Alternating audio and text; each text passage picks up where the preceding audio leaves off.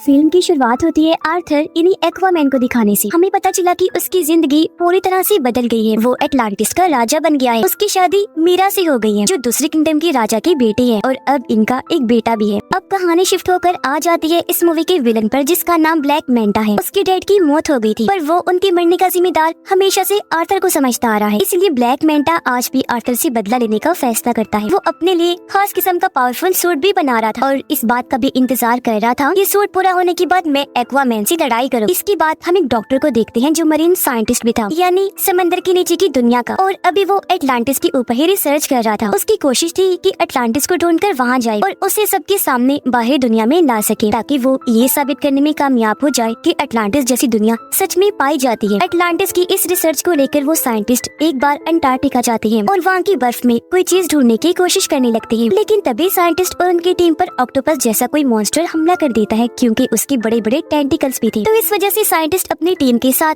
वहाँ पर फंस जाते हैं। इसीलिए वो अपने बाकी साथियों को सिग्नल भेजकर मदद मांगते हैं। तब उनकी मदद करने उनका एक साथी आ भी जाता है, यानी ब्लैक मैंटा। ये लोग मिलकर काम कर रहे थे। यहाँ आने के बाद ब्लैक मैंटा साइंटिस्ट और उनके साथियों की जान तो बचा लेता है, लेकिन वो खुद यहाँ रिसर्च करने लगता है, जिसके लिए वो बर्फ के और नीचे जाने लगा। काफी गहराई में आने के बाद उसे टूटा हुआ ब्लैक ट्राइडेंट दिखता है, और अब जैसे ब्लैक मैंटा टूटे हुए ट्राइडेंट को उठाकर जोड़ता है, तो उसे इसका असली मालिक नजर आने लगता है, जिसका नाम कॉर्डेक्स था। ये काफी चालाक खतरनाक लग रहा था। वो ब्लैक मैंटा की यादों में कहता है कि तुमने क्योंकि मेरा टूटा हुआ ट्राइडेंट जोड़ दिया है, इसलिए अब तुम बहुत ताकतवर बन जाओगे, साथ ही अपने दुश्मन एक्वामैन से बदला भी ले पाओगे, और तो और हर वो चीज तुम कर सकते हो जो तुम करना चाहते हो। अब पता चला कि दुनिया की सूरत हाल काफी खराब हो गई है, क्योंकि ग्लोबल वार्मिंग इतनी बढ़ गई है कि सुनामी और सैलाब वगैरह आते रहते हैं। इस वजह से बाहरी दुनिया के साथ साथ समंदर की दुनिया में भी काफी मुश्किलात आ रही हैं, क्योंकि इस सारी सूरत हाल की वजह से समंदर के क्रिएचर्स धीरे धीरे मरते जा रहे हैं। सब कुछ देखते हुए एटलांटिस की काउंसिल्स की मीटिंग होती है, जिनमें आर्थर भी शामिल था। यहाँ आर्थर सब काउंसिल्स के सामने ये ऑफर रखता है कि हमें मिलकर बाहरी दुनिया के लोगों से बात करनी चाहिए और अपनी एडवांस टेक्नोलॉजी को उनके साथ शेयर करना चाहिए, बांटना चाहिए, ताकि इस तरह बाहरी दुनिया भी तरक्की कर सके और फिर वो हम लोगों की भी मुश्किलात को हल कर सके। पर जाहिर सी बात है, कोई भी इस बात पर राजी नहीं होता। सभी काउंसिल्स मिलकर कहते हैं कि ऐसा नहीं हो सकता। उधर ब्लैक मैंटा का सूट पूरी तरह तैयार हो गया था और अब वो ये चाह रहा था कि मैं किसी तरह एटलांटिस में घुसकर ओरिकेल्कम को चुरा लूं। अब ओरिकेल्कम एटलांटिस किंगडम में पाया जाने वाला एक तरह का मेटल है, जो बिल्कुल पेट्रोल की तरह काम करता है। इसके अलावा भी ओरिकेल्कम के बहुत फायदे हैं। तो अब ओरिकेल्कम को पाने के लिए ब्लैक मैंटा अपनी टीम के साथ एटलांटिस में घुस जाता है और वहाँ पर हमला कर देता है। अब उसकी तबाही को देखकर मीरा उसे रोकने के लिए ब्लैक मैंटा के पास जाती है, पर क्योंकि ये नया पावरफुल सूट पहनकर वो काफी ताकतवर बन गया था, इसीलिए मीरा पर ही हमला करके जख्मी कर देता है, जिससे वो बेहोश हो गई। ब्लैक मैंटा दोबारा से मीरा के पास आया। इससे पहले वो कोई और हमला उस पर करता, यहाँ आर्थर आ जाता है। अपनी वाइफ को बचाने के लिए वो अपने दुश्मन ब्लैक मैंटा से लड़ने लगा और इस तरह इनकी जबरदस्त लड़ाई होने लगती है। लड़ाई के दौरान ब्लैक मैंटा की टीम उसे सिग्नल भेजती है, जिससे वो समझ गया कि मेरी टीम ने ओरिकेल्कम ढूंढ लिया है। इसका मतलब कि अब वो वापस जा सकता है। तो इसीलिए लड़ाई को बीच में ही छोड़कर वो यहाँ से निकल गया। सही सलामत भागने में भी कामयाब हो जाता है। अब मीरा की हालत काफी खराब थी, जहाँ तभी उन दोनों के पास आर्थर की मोम आई। आर्थर की मोम उसे कहती है कि ये बात काफी सोचने वाली है कि अगर ब्लैक मैंटा सच में इधर एटलांटिस में ओरिकेल्कम को ही लेने आया था, तो फिर तो यकीनन कुछ बुरा होने वाला है। तब ये सुनकर आर्थर अपनी मोम से कहता है, तो फिर इस मामले में हमें मेरे भाई ऑर्म की मदद चाहिए होगी। पर क्यों? तो आर्थर जवाब देता है, क्योंकि मेरा भाई ऑर्म एटलांटिस के साथ साथ ओरिकेल्कम के बारे में भी काफी अच्छे से जानता है। वो एटलांटिस की पूरी तारीख के बारे में जानता है। ये सुनकर आर्थर की मोम कहती है, पर ऑर्म तो एक दूसरे किंगडम फिशरमैन की जेल में कैद है, तो फिर भला वो कैसे आ सकता है? जिस पर आर्थर जवाब देता है, मैं खुद फिशरमैन किंगडम जाऊंगा और जेल से ऑर्म को छुड़वा कर ले आऊंगा। उसने ऐसे किया, वो सीधा फिशरमैन की जेल में पहुंचा। जल्दी ऑर्म को ढूंढ भी निकालता है, ऑर्म को लेकर वहाँ से बाहर आ जाता है। पर इससे पहले वो यहाँ से निकलते ऑर्म को फिशरमैन किंगडम के गार्ड्स घेर लेते हैं।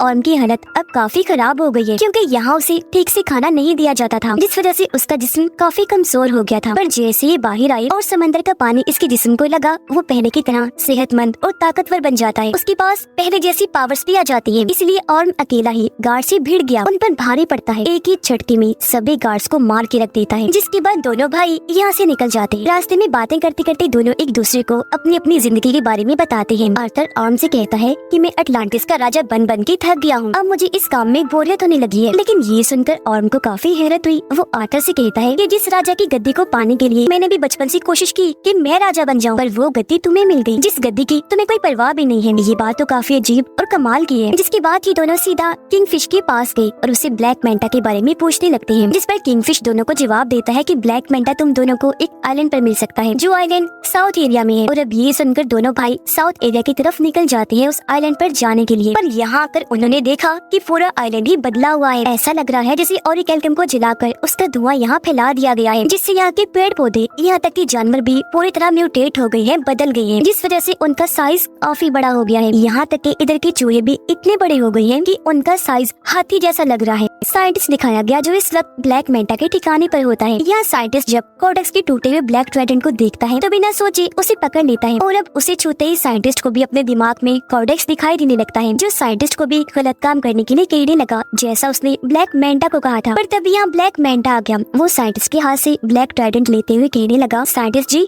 आप जानना चाहती थी ना कि मेरा मकसद क्या है, तो सुनो। मेरा मकसद ये है कि मैं आर्थर और उसके पूरे खानदान को खत्म कर दूं, और अगर ऐसा करने के लिए मुझे किसी शैतान से भी डील करनी पड़ी तो मैं इसके लिए भी राजी हूँ। तभी हमने देखा कि ब्लैक मेंटा के इस ठिकाने को ढूंढते हुए यहाँ आर्थर और ऑर्म भी आ जाते हैं, जो आते ही साइंटिस्ट से मिले। वो क्योंकि समझ गया था कि आर्थर और ऑर्म एटलांटिस से आए हैं, तो वो उन्हें बता ही देता है कि उसका मकसद एटलांटिस को भी बर्बाद करने का है। इसी के साथ साइंटिस्ट दोनों को ब्लैक ट्राइडेंट के बारे में भी बता देता है, और ये भी कि जैसे उसे छुआ जाए ट्राइडेंट के मालिक कोडेक्स की यादें दिखाई देने लगती हैं। इनकी बात चल ही रही थी कि तभी यहाँ ब्लैक मेंटा की टीम के लोग आर्थर और ऑर्म पे हमला कर देते हैं। लेकिन ये दोनों ही भाई मिलकर बहादुरी से उनका मुकाबला करने लगे। ये उनको काफी बुरा मार रहे थे कि तभी यहाँ ब्लैक मेंटा आ जाता है, वो भी अपना पूरा सूट पहने हुए, और अब वो इन दोनों से लड़ाई करने लगता है। लेकिन इस बीच ऑर्म गलती से उस ब्लैक ट्राइडेंट को पकड़ लेता है, जिस वजह से उसे भी कोडेक्स की यादें दिखाई देने लगती है। तो ये सब होने की वजह से कुछ देर के लिए ऑर्म का लड़ाई पर से ध्यान हट जाता है, जिसका फायदा उठाकर ब्लैक मेंटा उस पर हमला कर देता है। वो जवाबी हमला ना करने की वजह से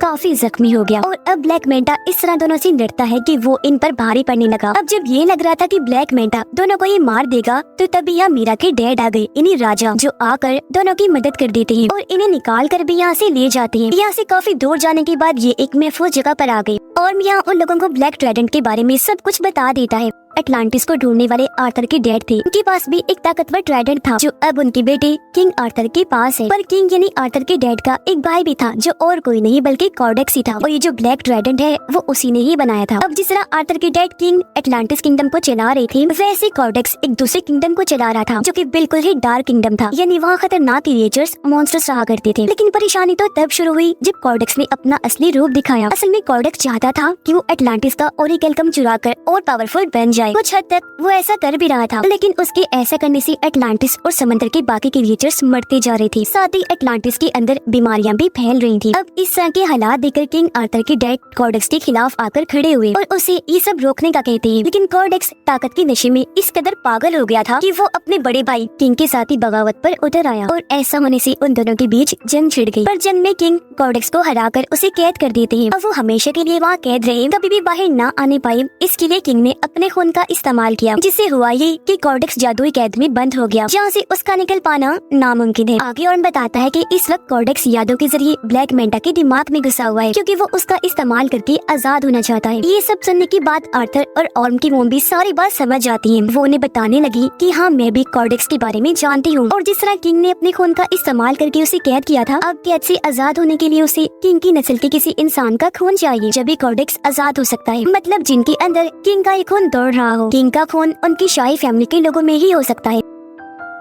ये सब सुनकर आर्थर समझ जाता है कि मेरे बेटे की जान खतरे में है, क्योंकि जाहिर सी बात है ब्लैक मेंटा के लिए सबसे आसान टारगेट उसका बेटा ही था, जिसे वो आसानी खत्म कर सकता था। इसलिए वो फौरन अपने घर आ गया। देखता है कि वहाँ सब कुछ तबाह हो गया है, घर जल रहा है, बच्चा यहाँ से गायब है, साथ ही वहाँ एक आदमी जख्मी पड़ा है। पूछने पर आदमी बताता है कि ब्लैक मेंटा यहाँ आया था, ये सारी तबाही उसी ने ही मचाई और वही तुम्हारे बेटे को ले गया है, जिससे साफ जाहिर हो गया कि आर्थर का शक बिल्कुल ठीक था। इसीलिए अब आर्थर और ऑर्म दोनों मिलकर उसके बेटे को बचाने के लिए जाने लगते हैं, पर उससे पहले इन उनकी मॉम दोनों को समझाती है कि हमेशा मेरी एक बात याद रखना कि तुम दोनों एक दूसरे के भाई हो, चाहे कुछ भी हो जाए तुम्हें एक दूसरे का साथ देना ही है। सीधा ब्लैक मेंटा के ठिकाने पर आकर वहाँ हमला कर देते हैं, लेकिन इन पर भी एक काफी बड़ा मॉन्स्टर हमला कर देता है, जिससे बाकी तो बच गए लेकिन उसके सामने मीरा के डैड फंस जाते हैं। तब ऑर्म जाकर उनकी मदद करता है और मॉन्स्टर के जंगल से उन्हें निकाल लेता है। ये देखकर मीरा के डैड समझ गए कि जिस ऑर्म को मैं हमेशा से गलत समझ रहा था वो तो काफी अच्छा इंसान है। अंदर ब्लैक मेंटा के पास आर्थर का बेटा होता है। यहीं पर साइंटिस्ट भी था जो उस छोटे से बच्चे को देखकर बचाने का सोचता है, इसीलिए बच्चे को उठाकर यहाँ से भागने लगा। पर ब्लैक मेंटा जो उसे देख चुका था साइंटिस्ट पर हमला करके उसे जख्मी कर देता है और बच्चे को छीन लेता है। और अब जैसे ब्लैक मेंटा उसके बच्चे को मारने के लिए आगे बढ़ा तभी यहाँ पर आर्थर आ जाता है जो उसे लड़ाई के लिए चैलेंज करता है। इनकी लड़ाई तो पहले काफी जोरदार हुई, लेकिन तभी यहाँ ब्लैक मेंटा आर्थर पर भारी पड़ने लगता है। इसकी वजह ये थी कि वो ब्लैक मेंटा नहीं बल्कि उसके अंदर कॉर्डेक्स था, क्योंकि वो पूरी तरह उस पर हावी हो गया था। पर इस बीच मौके का फायदा उठाकर मीरा अपने बच्चे को लेकर यहाँ से भाग जाती है, लेकिन तभी उसे जाते हुए ब्लैक मेंटा देख लेता है। वो अपने ब्लैक ट्राइडेंट से उस पर हमला कर देता है, लेकिन इससे पहले कि ट्राइडेंट मीरा को लगता पहले ही और उसे पकड़ लेता है और इस तरह उसने मीरा और उसके बच्चे की जान बचा ली। लेकिन इसका उल्टा असर भी हुआ, क्योंकि जैसे और ब्लैक ट्राइडेंट को छूता है